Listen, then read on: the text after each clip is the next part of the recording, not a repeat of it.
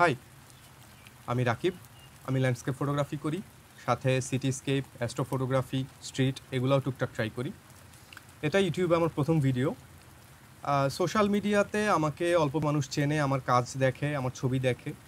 তাদের কাছ থেকে ইন্সপায়ার্ড হয়ে, তাদের অনুপ্রেরণা পেয়ে হচ্ছে আমার এই ইউটিউবের চ্যানেলে ভিডিও আপলোড করার চেষ্টা। এবার চলে আসি আজকের ভিডিও টপিকে। আপনারা হয়তো টাইটেলে বা থাম্বনেইলে অলরেডি দেখেছেন, আজকের ভিডিও টপিক হচ্ছে how to edit a landscape photo. একটা ল্যান্ডস্কেপ ফটো কীভাবে এডিট করবেন। তো এটা দেখানোর জন্য আমি এখন আমার আর্কাইভ থেকে আমার পছন্দের একটা ল্যান্ডস্কেপ ছবির ইমেজটা আমি অ্যাডোবি লাইটরুম বা অ্যাডোবি ফটোশপে ওপেন করতে পারি। এরপরে আমার যে ওয়ার্কফ্লো, যেভাবে আমি ছবিটা এডিট করব, এইটা স্ক্রিন রেকর্ড করে স্টেপ বাই স্টেপ ব্যাকগ্রাউন্ডে ন্যারেট করে আপনাদের জন্য একটা ভিডিও তৈরি করতে পারি, এবং সেটা হেল্পফুল একটা ভিডিও হবে। কিন্তু সেটা ঠিক যথেষ্ট হবে না, কারণ হচ্ছে এইটা একটা ছবির জন্য, একটা পার্টিকুলার এনভায়রনমেন্টের জন্য একটা এডিটিং প্রসেস দেখানো হবে আপনাদেরকে। এখান থেকে আপনি হয়তো বেসিক কিছু জিনিস শিখতে পারবেন, এবং এরকম টাইপের একটা ছবি যদি ইমেজ যদি আপনার কাছেও থাকে, এটার আদলে আপনি ওটাকে এডিট করতে পারবেন। কিন্তু আপনার যে ফান্ডামেন্টাল নলেজ, আপনার যে কোর নলেজ, সেটা খুব একটা ডেভেলপ করবে না। তার চেয়ে বরং আমি আপনাদের সাথে অন্য একটা ব্যাপার নিয়ে আজকে কথা বলবো। হ্যাঁ, আমি স্টেপ বাই স্টেপ এডিটিংও দেখাবো, সেটা হবে আমার এই ভিডিওর তৃতীয় পর্বে। এই ভিডিওর প্রথম পর্বে আমি যেটা নিয়ে কথা বলবো সেটা হচ্ছে একটা ল্যান্ডস্কেপ ছবি এডিট করার থট প্রসেস। আপনি এডিট করার আগে কিভাবে চিন্তা করবেন ওই ছবিটা নিয়ে, এডিট করার জন্য আপনার মেন্টাল প্রিপারেশনটা কী হবে, এটা নিয়ে কথা বলবো।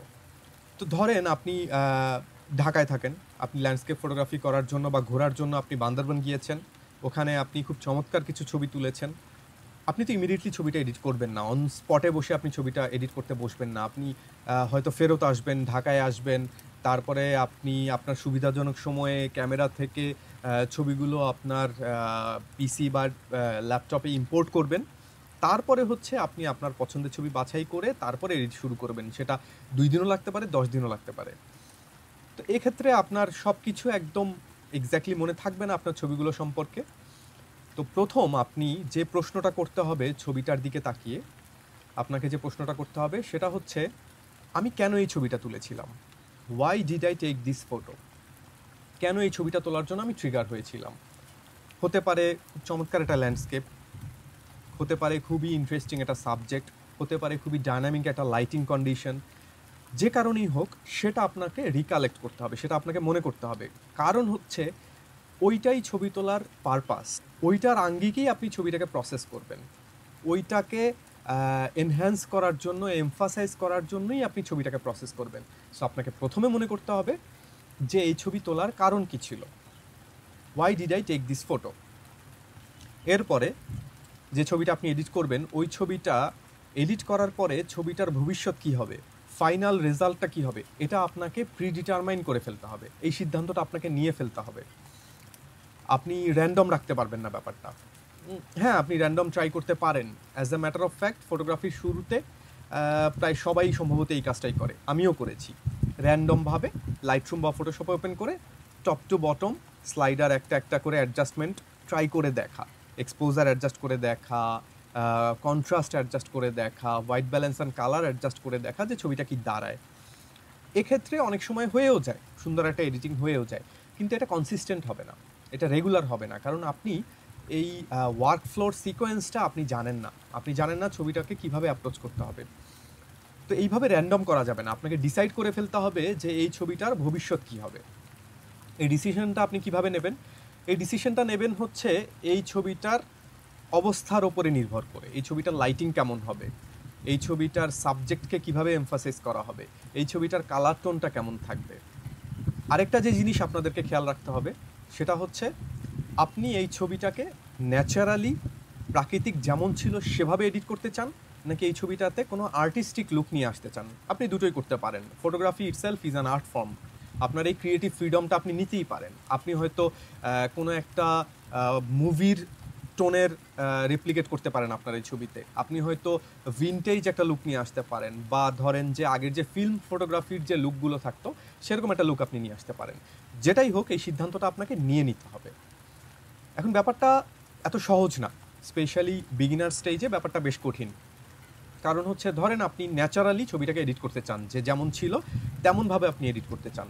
প্রবলেম হচ্ছে আপনার ব্রেইন কখনোই ওভাবে রেজিস্টার করবে না। ওই সময় আপনি দাঁড়িয়ে যখন ছবিটা তুলছিলেন তখন আপনার ব্রেইন এটা রেজিস্টার করবে না যে এক্স্যাক্টলি ওই সময় আপনার সাবজেক্টের ওপরে লাইটটা কেমন পড়েছিল, ওই সময় সবুজটার রঙটা কেমন ছিল, সবুজের আলোটা কেমন ছিল, আকাশের মেঘের নিচে যে নীলাভটা সেই নীলাভটার রঙটা কেমন ছিল, সেখানে লাইটটা কতটুকু ছিল। এই জিনিসগুলো আপনি এক্স্যাক্টলি মনে রাখতে পারবেন না, এটা সম্ভব না। এখন আপনি বলতে পারেন যে আমার ক্যামেরা তো এটা মনে রাখছে, ক্যামেরা তো ছবিটা তুলছে। না, কারণ হচ্ছে আপনি যদি ছবি তোলেন, আপনার ক্যামেরা ইচ্ছে করে ছবিটাকে ফ্ল্যাট করে দিয়েছে যাতে ছবিটার ভেতরে ম্যাক্সিমাম ইনফরমেশন থাকে এবং পরে আপনি ম্যাক্সিমাম অ্যাডজাস্ট করতে পারেন। আর আপনি যদি জেপ্যাগ তোলেন তাহলে হচ্ছে আপনার ক্যামেরা তার আন্ডারস্ট্যান্ডিং অনুযায়ী একটা কালার, একটা টোন নিয়ে আসবে, সেটা ক্যামেরার ইন্টারপ্রিটেশন ওই সময়ের। এটাই যে অ্যাকচুয়াল হবে তার কোনো গ্যারান্টি নেই, এক এক ক্যামেরার colour science, colour interpretation different হয়। তো আলটিমেটলি আপনি এক্স্যাক্টলি ওই মোমেন্টটা রেপ্লিকেট করা আপনার জন্য বেশ কঠিন। তাহলে আপনি কি করবেন? এক্ষেত্রে আমি যেটা করি, আমার এক্সপিরিয়েন্স থেকে আমি যেটা করি সেটা হচ্ছে, আমি যেহেতু এই ডিটেলগুলো মনে রাখতে পারি না, আমি দুইটা জিনিস মনে রাখি। আমি ছবিটা কেন তুলেছিলাম, why did I take the photo, যেটা দিয়ে আমি শুরু করেছি এই টপিকটা। আরেকটা হচ্ছে ওই সময় ছবিটা তোলার সময় আমার কেমন লাগছিল। দেখেন, আপনি একটা ল্যান্ডস্কেপ ছবি তুলছেন, কেন তুলছেন? ইন মোস্ট কেসেস উত্তরটা হবে যে কাউকে দেখানোর জন্য, ওই জায়গাটা কাউকে দেখানোর জন্য, সুন্দর একটা জায়গা যেটা আমি কাউকে দেখাইতে চাচ্ছি। যে মানুষটা ওখানে যেতে পারে নাই বা পারছে না বা যেতে চাচ্ছে, তাকে এই 2D একটা ইমেজ আপনি দেখাচ্ছেন এবং আপনার ইন্টেনশন থাকবে যে এই লোকটাকে এই 2D ইমেজ দিয়ে ওখানে ইমার্স করে নিয়ে যাওয়া, ওখানে তাকে ওই জায়গায় সে ফিজিক্যালি থাকলে যেমন লাগতো তার সেই অনুভূতিটা তাকে দেয়া। সেটার জন্য ফিলটা ইম্পর্টেন্ট। এই ফিলটা আমার মনেও থাকে, এটা আপনারও থাকবে। আপনি ছবিটা তোলার সময় আপনার কেমন লাগছিল, অ্যাটমসফিয়ারটা কেমন ছিল, ওয়েদারটা কেমন ছিল, গ্লুমি ছিল নাকি রেইনি ছিল নাকি ব্রাইট ডে লাইট ছিল, গরম ছিল নাকি ঠান্ডা ছিল, এই সব কিছুই আপনার প্রসেসিংয়ের মধ্যে নিয়ে আসতে হবে, আপনার এডিটের মধ্যে এই জিনিসগুলো নিয়ে আসতে হবে। আর না হলে ছবির সাথে ব্যালেন্স আসবে না, ফিলটা আসবে না ছবিটার। তো এখন আপনার ছবি সিলেক্ট করা হয়ে গিয়েছে, সেই ছবিতে আপনি কীরকম এডিট করবেন, ফাইনাল আউটপুটটা কী চান, সেটারও মোটামুটি একটা ধারণা আপনি তৈরি করে ফেলেছেন।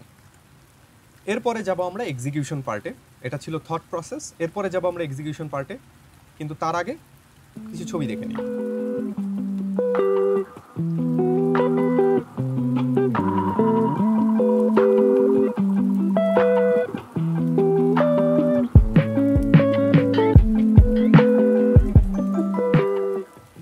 সো এক্সিকিউশন, কিভাবে আপনি এডিটটা করবেন।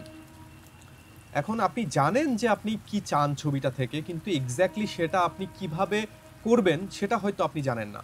এটা জানাটা সহজও না, এটা শুধু বিগিনার অবস্থায় না, এটা অনেক পরেও অনেকের এই কনফিউশন থেকে যায় যে ছবিটা সার্বাঙ্গিকভাবে ব্যালেন্সড একটা ছবি করার জন্য আমাকে কি কি করতে হবে। আসলে আমি জানি এখানে একটা মুডি টোন নিয়ে আসতে হবে, বাট সেটা কিভাবে, সেটা করতে গিয়ে আমার সাবজেক্টের ওপরে আমার যে এমফাসিসটা দিতে হবে সেটা আমি কিভাবে দেব, সেটা করার জন্য আমার ভিউয়ার্স আইকে যে আমি গাইড করব সেটা আমি কিভাবে করব। সবুজটা আমি যেরকম করতে চাচ্ছি সেটা কি ব্রাইট ভাইব্রেন্ট গ্রিন করতে চাচ্ছি নাকি একটু গ্লুমি, একটু মাস্কড একটা গ্রিন করতে চাচ্ছি, এটা আমি কিভাবে করব, কোন টোনটা, সবুজের কোন টোনটা এক্স্যাক্টলি ওরকম দেখতে লাগে, এটা তো আপনাকে জানতে হবে। আপনি এটাও তো র্যান্ডম করতে পারবেন না, এবং সেটা জানা বেশ কঠিন। এটা জানার জন্য আপনাকে করতে হবে যেটা, সেটা হচ্ছে প্রচুর প্রচুর প্রচুর পরিমাণে ছবি দেখতে হবে। আপনার অবসর সময়ে আপনি যদি একজন প্যাশনেট ল্যান্ডস্কেপ ফটোগ্রাফার হন বা হতে চান, আপনাকে প্রচুর ছবি দেখতে হবে। এই যে আপনি ছবিগুলো দেখলেন বিভিন্ন ভালো ভালো আর্টিস্টের, ভালো ভালো ফটোগ্রাফারের, এর থেকে আপনার মাথার ভেতরে একটা মেমোরি বক্স ক্রিয়েট হবে, একটা আর্কাইভ ক্রিয়েট হবে। এই আর্কাইভ থেকে তখন আপনি রিকালেক্ট করতে পারবেন। আপনি এখন যে ছবিটা এডিট করবেন সেই ছবিটার মতো দেখতে, সেই ছবিটার সাথে মেলে এমন একটা ছবি আপনি ওখান থেকে মনে করতে পারবেন যে আমি অমুক আর্টিস্টের এই ছবিটা দেখেছিলাম।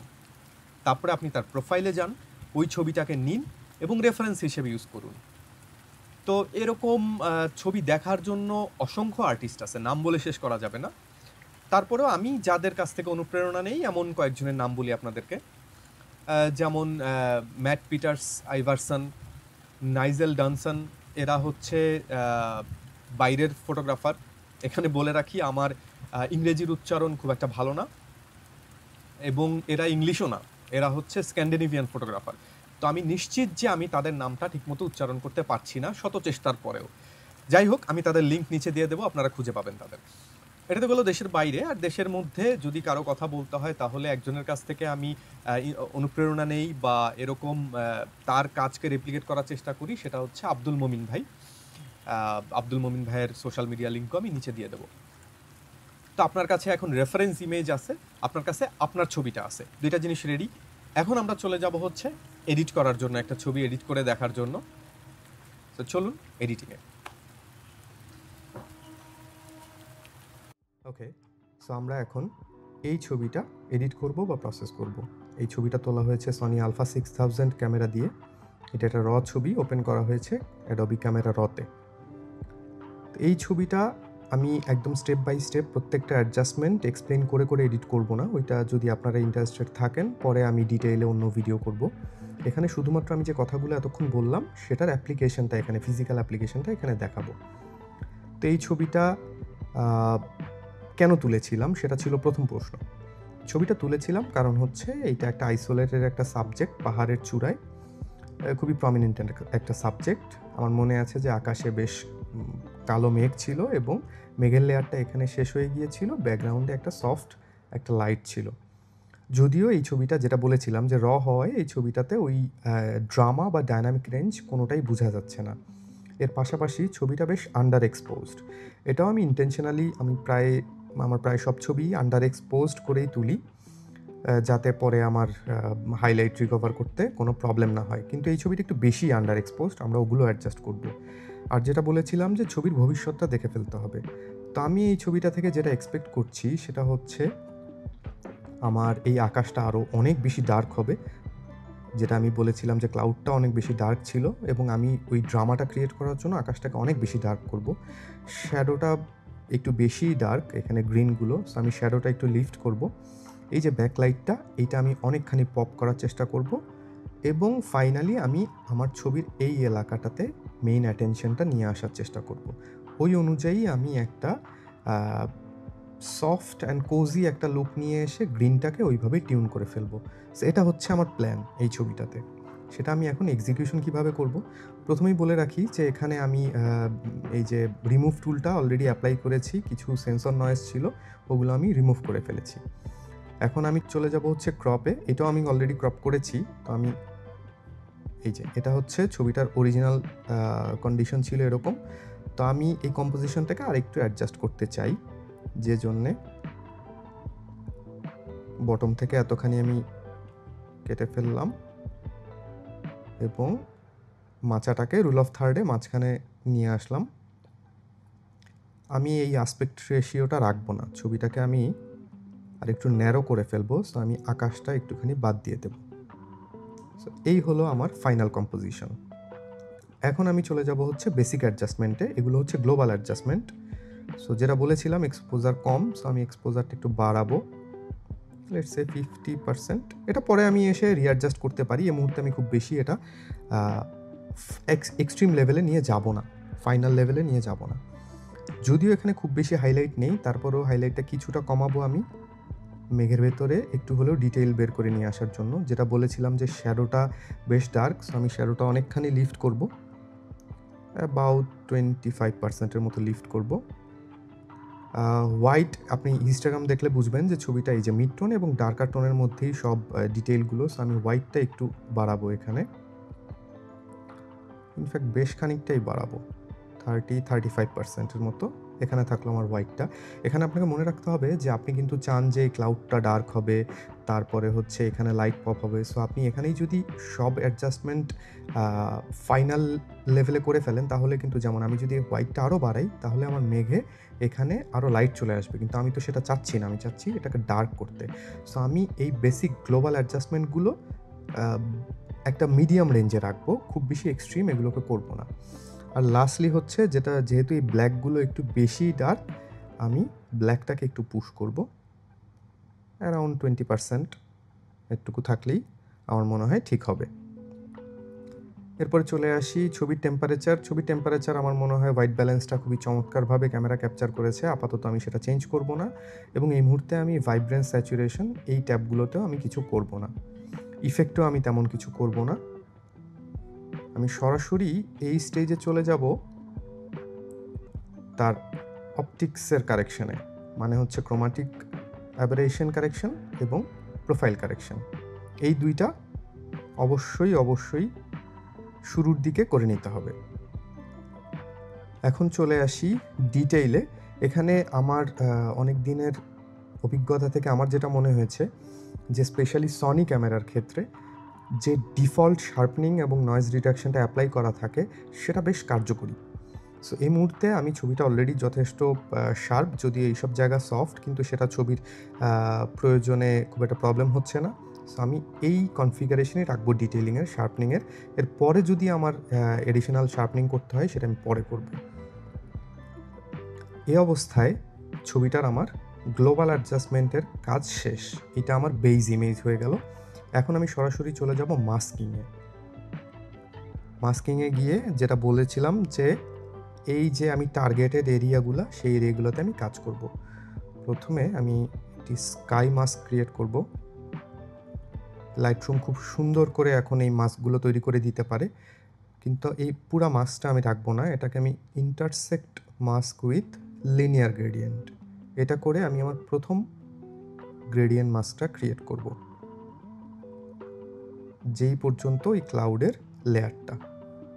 এই অবস্থায় রেখে আমি ওভারলেটা রিমুভ করে দিই, তাহলে আপনাদের দেখতে সুবিধা হবে। আমি এক্সপোজারটা অনেকখানি কমিয়ে ফেলবো, এইটুকু আপাতত ঠিক আছে। মনে রাখবেন এক্সপোজার কমালে এসব ক্ষেত্রে সাধারণত ছবির কালার ব্যালেন্সটা একটু নষ্ট হয়ে যায়। তো এখানে আমি টেম্পারেচারটা কিছুটা কমিয়ে নিয়ে আসবো, অ্যারাউন্ড 5%-এর মতো, যাতে আমার ব্লু যে টিনটা ওইটা এখানে প্রিজার্ভ থাকে। এইটাতে এইটুকুই। এরপরে আমি আরও একটা মাস্ক অ্যাডজাস্ট করবো। ইনফ্যাক্ট আমি এটাকে ডুপ্লিকেট করে ফেলি, ডুপ্লিকেট মাস্ক ওয়ান। কিন্তু আমি এটা লিনিয়ার গ্রেডিয়েন্টটা এভাবে রাখবো না, আমি এটার ওভারলে করে দেখাচ্ছি। এটা লিনিয়ার গ্রেডিয়েন্টটা আমি করে ফেলবো আর একটু ন্যারো, মানে হচ্ছে এই ইফেক্টটা আর একটু স্ট্রং করে দেবো আমি।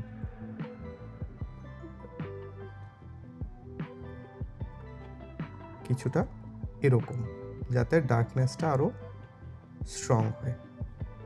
ওকে, অলরেডি এটা আমি ডুপ্লিকেট করেছি। সো আগের লিনিয়ার গ্রেডিয়েন্টের ইফেক্টগুলো এটাতে অ্যাপ্লাই হয়েছে। এই অবস্থায় আমি আরও একটা লিনিয়ার গ্রেডিয়েন্ট অ্যাপ্লাই করব। এখানে আমার স্কাই মাস্কের প্রয়োজন হবে না, কারণ হচ্ছে আমি সরাসরি ওপর থেকে এইটুকুর মতো আমি একটা লিনিয়ার গ্রেডিয়েন্ট দেবো, যেখানে আমি আরও ডার্ক করে ফেলবো স্কাইটাকে।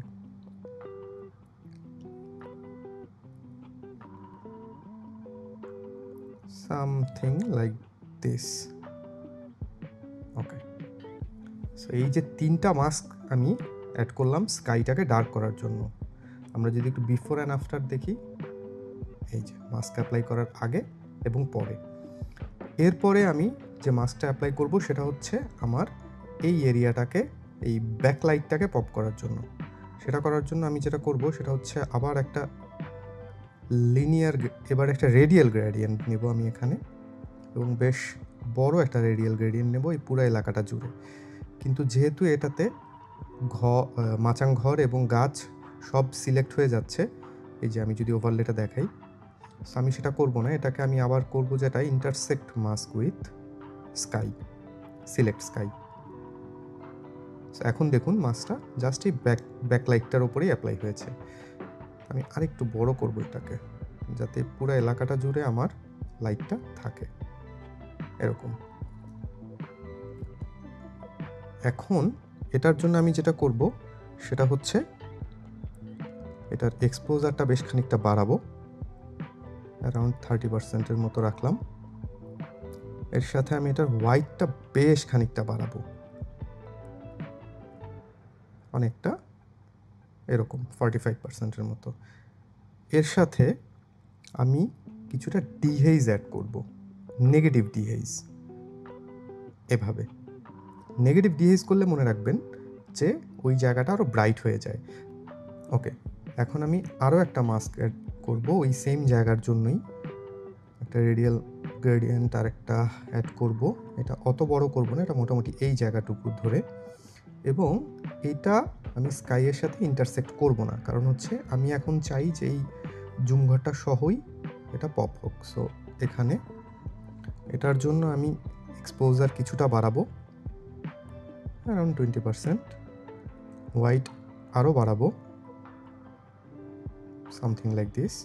এবং মনে রাখবেন যে আপনি যখন এক্সপোজার বাড়াচ্ছেন, হোয়াইট বাড়াচ্ছেন, তারপরে ডিহেইজটাকে নেগেটিভ ডিহেইজ অ্যাপ্লাই করছেন, এক্ষেত্রে আপনার স্যাচুরেশনটা ধীরে ধীরে কমে যাবে। সো আমি একটু স্যাচুরেশন অ্যাড করে দেব, খুব বেশি না, খুবই সাটল, 5%।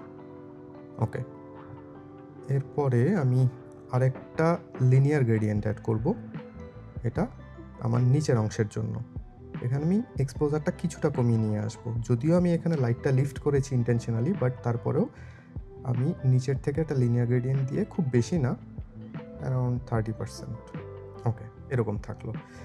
এখন আপনাকে যদি আমি বিফোর অ্যান্ড আফটার দেখাই, এই ছিল আমার বিফোর, এই হয়ে গেল আমার আফটার। খুব বড় একটা ইম্প্যাক্ট অলরেডি ছবিতে চলে এসেছে। এখন যদি আমি পুরা ছবির বিফোর অ্যান্ড আফটার দেখাই, এই হচ্ছে বিফোর। এখানে আমি একটা কথা বলতে ভুলে গিয়েছিলাম যে আমি যখন রিমুভ টুলটা অ্যাপ্লাই করি তখন এই যে গাছটা, এটাও আমি রিমুভ করে নিয়েছিলাম, কারণ এটা আমার চোখে একটা ডিস্ট্রাকশনের মতো লাগছিল। তো এই হচ্ছে বিফোর, এই হচ্ছে আফটার। সিগনিফিক্যান্ট একটা ডিফারেন্স অলরেডি ছবিতে চলে এসেছে, কিন্তু ছবির এখন আমরা যাব হচ্ছে কালার অ্যাডজাস্টমেন্টে। ওকে, সো আমার চোখে যেটা দেখে মনে হচ্ছে যে আমার এইখানের যে নীলটা, এই নীলটার কালার ব্যালেন্স ঠিক নেই, এই জন্য আমি ব্লুটা কমিয়ে নিয়ে আসবো বেশ খানিকটা। এবং যদিও আপাত দৃষ্টিতে এখানে কোনো মেজেন্টা বা পার্পল কালার নেই, বাট এর ভিতরে একটু একটু করে থাকতে পারে, এই জন্য আমি এটা বেশ খানিকটা কমিয়ে ফেলবো, অ্যারাউন্ড 50%-এর মতো মেজেন্টা কমিয়ে ফেলবো। এবং এখন হচ্ছে এই যে ঘরটা, এই ঘরটা এনহ্যান্স করার জন্য খুব বেশি না, আমি হালকা করে একটু ইয়েলো কালার অ্যাড করব, একটু অরেঞ্জ অ্যাড করব, এবং একটু রেড অ্যাড করব, মোটামুটি এরকম।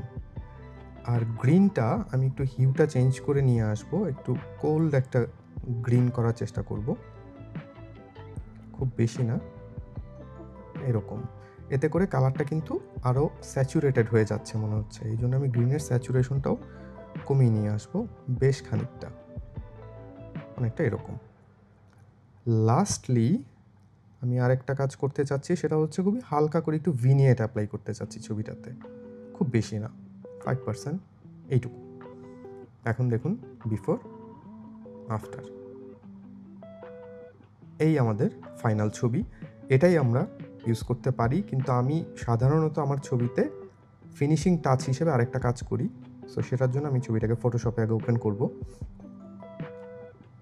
ওকে, সো এই ছবিটাতে আমি প্রথমে ছবিটাকে একটু ডুপ্লিকেট করে নিই, লেয়ারটাকে ডুপ্লিকেট করে নিলাম। এখন হচ্ছে আমি লুমিনার নিও থেকে একটা ফিল্টার অ্যাপ্লাই করব, জাস্ট একটা ফিল্টার। এটা আমার ফিনিশিং টাচ হিসেবে এই ছবির জন্য, এই ছবিটাকে আরেকটু পপ করার জন্য আমি ইফেক্টটা অ্যাপ্লাই করব। ওকে, আমরা এখন লুমিনার নিওতে ফটোশপের একটা প্লাগ ইন হিসেবে এটা ওপেন করা, এখানে আমরা জাস্ট একটা ফিল্টার অ্যাপ্লাই করব ফিনিশিং টাচ হিসেবে, এই যে মিস্টিক্যাল, এইটা, তাও খুব অল্প, 15%-এর মতো। আমি জানি না ইউটিউবের কম্প্রেশনের পরে আদৌ বোঝা যাবে কি না, কিন্তু খুবই সাটল একটা চেঞ্জ, দেখেন খুবই সাটল একটা ডিফারেন্স ক্রিয়েট হয়, সুন্দর একটা কন্ট্রাস্ট এবং একটা সফটনেস চলে আসে ছবিতে, একটা ড্রিমি ভাইব হয়। এই মোটামুটি আমাদের ফাইনাল রেজাল্ট।